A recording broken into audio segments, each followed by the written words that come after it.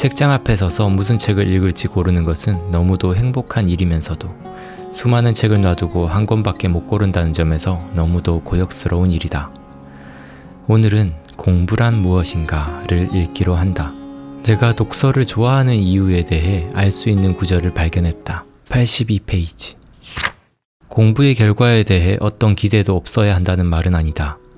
호기심에서 출발한 지식 탐구를 통해 어제의 나보다 나아진 나를 체험할 것을 기대한다. 공부를 통해 무지했던 과거의 나로부터 도망치는 재미를 기대한다. 남보다 나아지는 것은 재미있지 않다.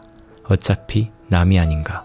자기 갱신의 체험은 자기 스스로 자신의 삶을 돌보고 있다는 감각을 주고 그 감각을 익힌 사람은 예속된 삶을 거부한다. 무지했던 과거의 나로부터 도망치는 재미. 나도 그런 재미를 위해 매일을 살아가는 것 같다. 매일 새로워지는 삶.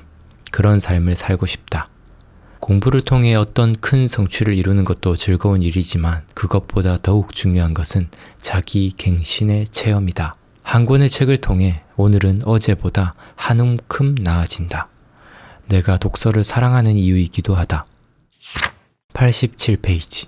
어떤 신문기자가 등반가 라이놀트 메스터에게 물은 적이 있다. 당신이 난가 파르바트 설산을 오르는 것이 대체 무슨 의미가 있나요?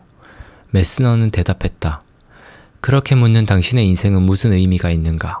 그의 대답에는 보통 사람이 쉽게 가지기 어려운 어떤 정신의 척추 기립근 같은 것이 느껴진다.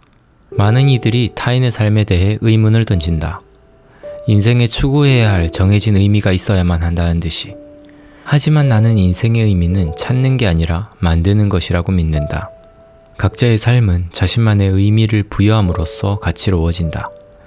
나는 배우는 활동의 즐거움을 더 많이 알리는 인생을 살고 싶다.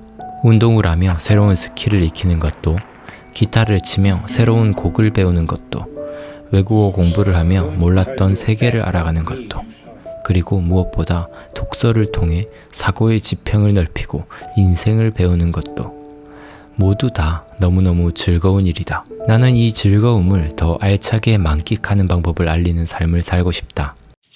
88페이지. 무용해 보이는 공부가 가진 의미를 이해할 수 없는 사람은 아마도 그런 공부가 죽기보다 하기 싫을 것이다. 무엇인가를 그토록 하기 싫어한다는 것도 나름 인정해 줄 만한 결기다. 공부가 하기 싫은 나머지 공부를 제외한 다른 모든 일을 그는 해낼 수 있게 된다. 공부가 싫은 나머지 숨막히는 조직 생활도 해낼 수 있다. 심지어 매일 출근도 해낼 수 있다. 마지막 말이 너무 재밌다. 심지어 매일 출근도 해낼 수 있다니. 맞다. 생각해보면 원하지 않는 출근만큼 힘든 것이 어디 있겠는가. 나도 20대 때 이런 일 저런 일을 전전하면서 그 어느 어떤 것보다 고통스러운 것은 내가 원하지 않는 일을 꾸역꾸역 해야만 하는 상황이었다. 공부의 맛을 알지 못하는 상태에선 차라리 몸을 쓰는 게 낫다고 생각하기 마련이다. 하지만 사실 반대도 똑같다. 공부만 하고 사회생활을 해보지 않은 사람 입장에서는 공부가 가장 쉬웠어요 라고 쉽게 말할 수 있을 것이다. 결국 어려움이란 건 내 심리적 태도가 만드는 게 아닐까? 나는 어렸을 때 설거지하는 게 세상에서 가장 어렵고 무서웠다. 한 번도 해본 적 없기에. 그 막연한 두려움은 도전을 어렵게 했다. 막연함을 조금만 걷어보면 그 재미를 알 수 있게 된다. 공부에 푹 젖어본 적이 없으면 푹 젖는 맛을 알 수 없다. 98페이지. 맹자는 말했다.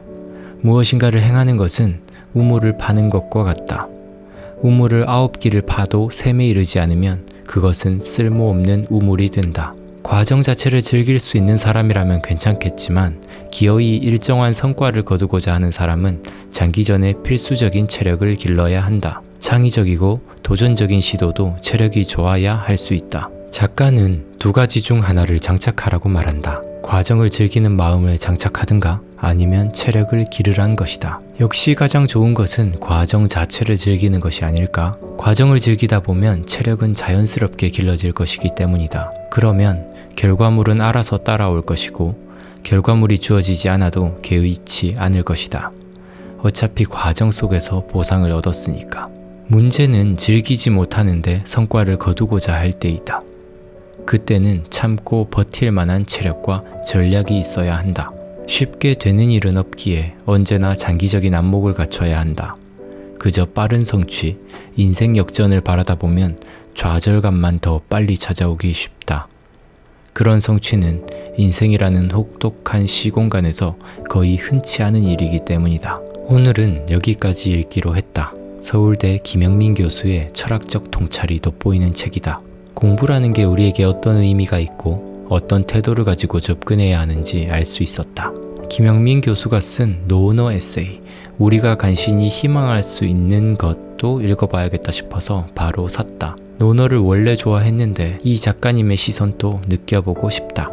네, 오늘 영상은 여기까지입니다. 오늘 제가 뽑아본 구절들 중에서 여러분들의 마음을 가장 강하게 울린 구절이 있었나요? 공감되는 부분이 있었다면 여러분들의 짤막한 감상과 함께 밑에 댓글로 남겨주시면 서로 생각을 공유해 볼 수 있는 좋은 기회가 될 것 같아요. 네, 오늘 또 영상 시청해 주셔서 감사드리고요. 저는 다음 영상에서 또 인사드리도록 하겠습니다. 감사합니다. 성장하는 방송, 성장에 관한 방송, 우기부기TV 손승욱이었습니다. 뿅!